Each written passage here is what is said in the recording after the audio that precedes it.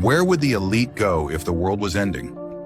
According to Catherine Austin Fitts, a former Bush administration official, the U.S. government has secretly spent $21 trillion constructing massive underground self-sustaining habitats designed to protect the rich and powerful in the event of a near-extinction level event.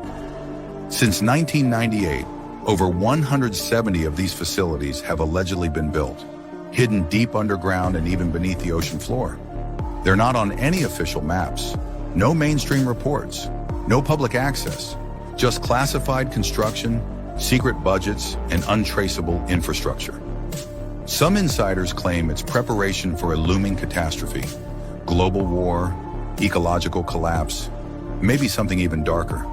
When we hear about them talking about depopulation agenda, why would they want to depopulate the planet? Oh, it's for the environment. It's not for the environment. I believe that the reason is that they have the technology available at this point in time with artificial intelligence, robotics, to basically eliminate the poverty class of the world. You don't need them to produce anything anymore. You can do it all with technology. Everyone's been really busy debating the ethics of IVF lately, but I just went down the rabbit hole for IVG, and I am shocked and horrified. IVG stands for in vitro gametogenesis, or making gametes, aka sex cells, entirely in a petri dish to make more human beings. No procreation required. You might be saying to yourself, that's impossible. 2 men or 2 women cannot possibly have a child that's genetically related to both of them. Till now, I guess. People have talked about so-called multiplex parenting. You could use IVG to create 2 embryos, use the IVG technique again to create sperm and eggs, and then create yet a 3rd embryo. Now you have essentially what is genetically a grandchild.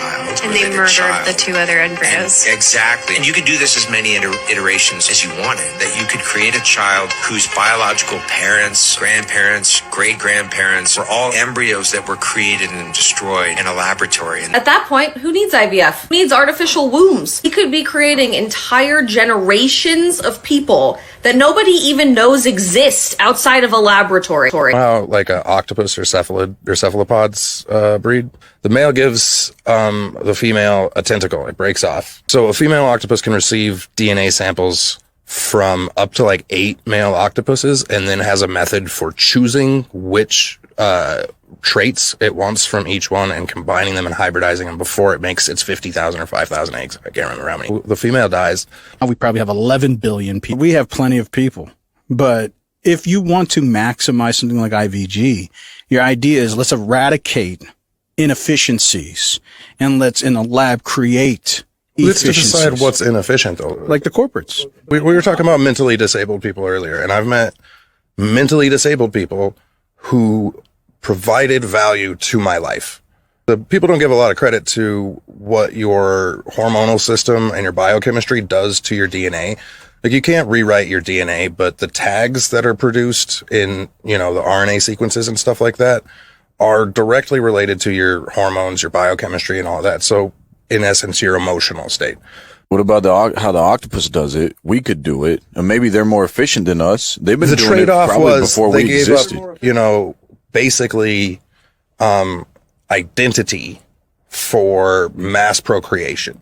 We share some DNA with them, but it's like, we're very divergent species and stuff. And you can see it in the way that they behave. Like they have much shorter lifespan. I think if you're going to imitate nature, you should probably imitate it correctly. Personally, I would say that you're going to want a female-male emotional connection to generate a full, healthy, stable embryo, because all of these things affect the embryo. Yeah, unless we all become robots.